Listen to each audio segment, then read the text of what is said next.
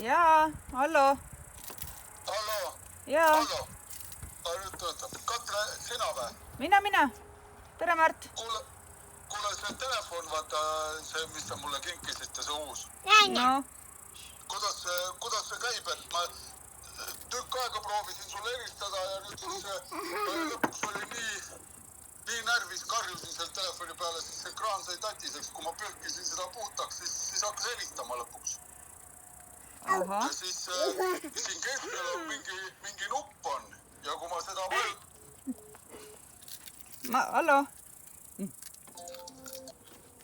Jaa. Mina.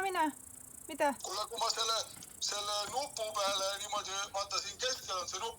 Nii. See nupp. Milline? Jaa, hallo, Mart.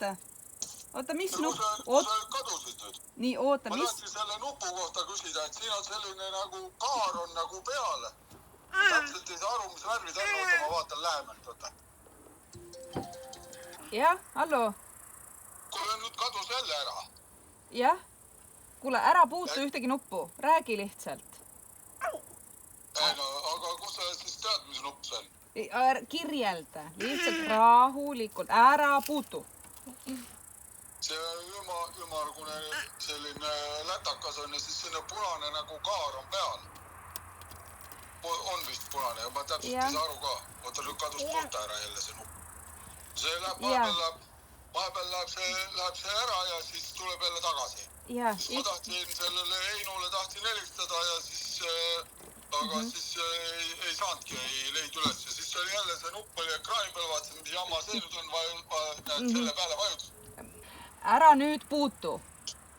Ja kus see... Selline nupp on... See katkestabki kõne ära.